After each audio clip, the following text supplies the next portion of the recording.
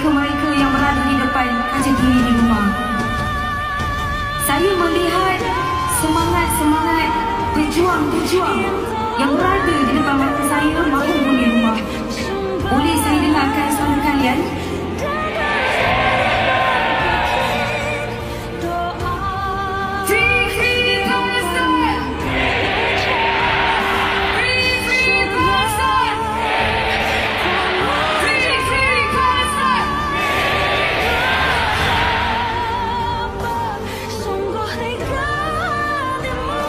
Semangat yang kami bawa adalah semangat kalian sebenarnya. Saya berharap supaya semangat ini tidak terhenti hanya di sini, kerana malam ini adalah malam permulaan untuk misi kemanusiaan demi agama, amanah yang Allah telah tetapkan demi bangsa.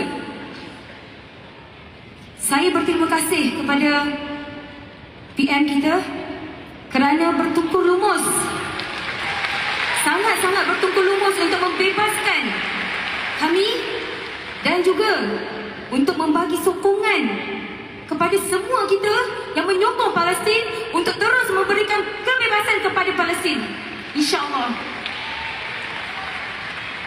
Dan tak lupa juga kami ucapkan jutaan terima kasih kepada SNCC Sumut Nusantara Command Center, Datuk Zaini dan tim yang berada di belakang tabir yang sentiasa update tentang keadaan pelayaran Global Sumut Fatilah ke Gaza, sentiasa bersama dengan keluarga kami yang sentiasa menenangkan keluarga-keluarga kami.